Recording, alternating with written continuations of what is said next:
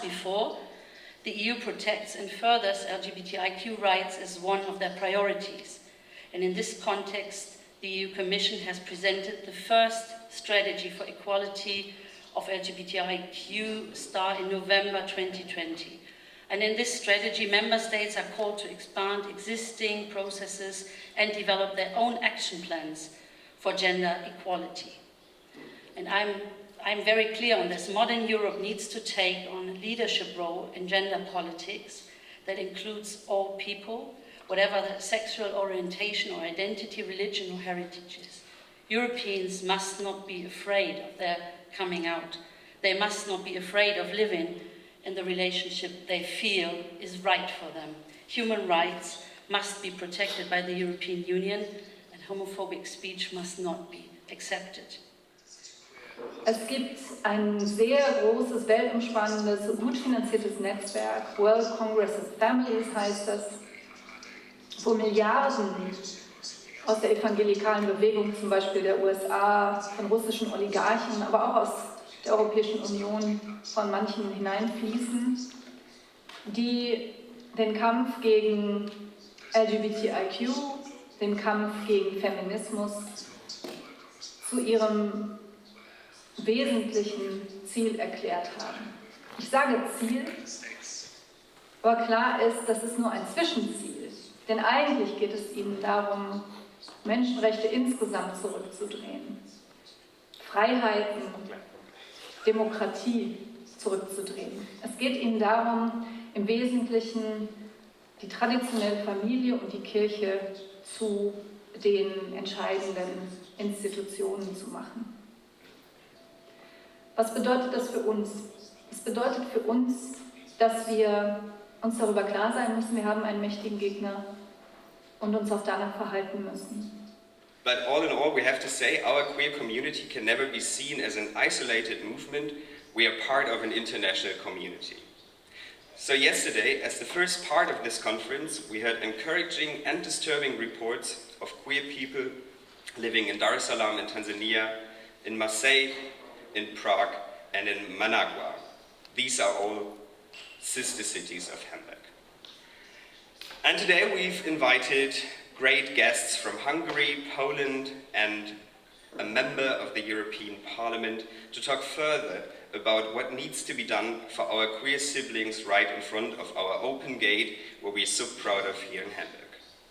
Finally, let's remember that pride is a fight, and in a fight means no person is left behind.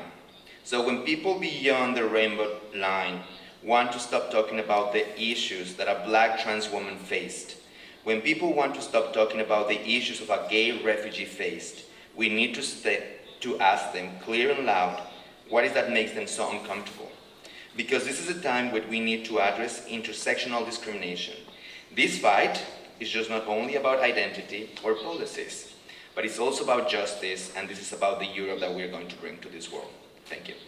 Showing every kind of solidarity you may to us, to Polish LGBT community, to raise awareness on what's happening, to invite us, as Patrick did today, to international events dedicated to global equality and advancing LGBTI rights, to talk about the backlash that we experience.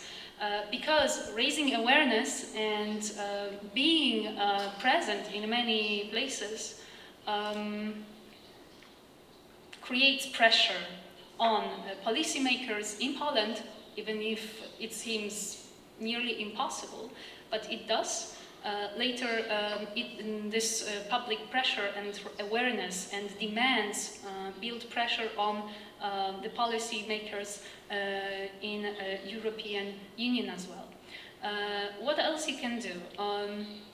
You can check if your city, town is a twinned town with any town in Poland, and reach to your local government, asking them to reach to the government, to the local government in Poland, asking on what's happening or expressing their even deep concern.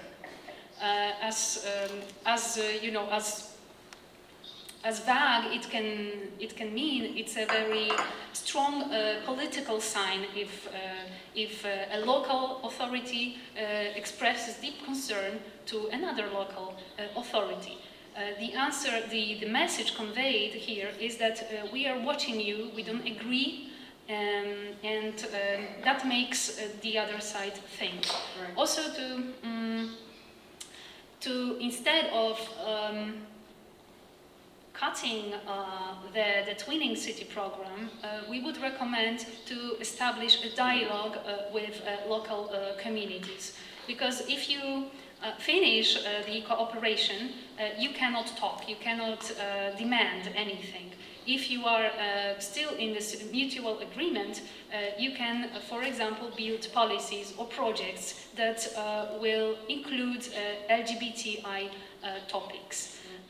Another very important idea I wanted to share with you is that 1,300,000 Hungarians work in German companies in Hungary. That's a big number. If you say that about 5 to 10% of society are LGBTQ persons, that means that around 15 to 30,000 LGBTQ Hungarian LGBTQ persons work in German companies. This is a point where German companies can really make a big difference, and we would really like to advise you to engage with German companies to get them to do the same pro-LGBTQ efforts they do in Germany. I would like to highlight again that rule of law and LGBTQ rights crisis cannot be treated separately, and this is like a whole package interacting with each other, and this question is about the future of Europe and the future of what we mean under the term European values. So how is the situation in Europe? 98% of the Swedish citizens supporting LGBTI rights, and on the other side you can see Slovakia with just 31% support. And then there are a lot of member states between, and as you also can see, more or less in the figures is that you have a divide between more Eastern European countries and the former Western European countries, which most of them at least had joined the European Union for a longer time than most of the Eastern European states have. To say thank you for all of us for your perspectives, and one thing is very important for me, we heard a lot about the struggles you are having, and I hope that everyone who was watching it, everyone who's here in the room, that we're not going home thinking of, oh, how bad is the situation, but thinking of what can I do. And when this is the part where we are leaving, then I'm happy. So keep on fighting together.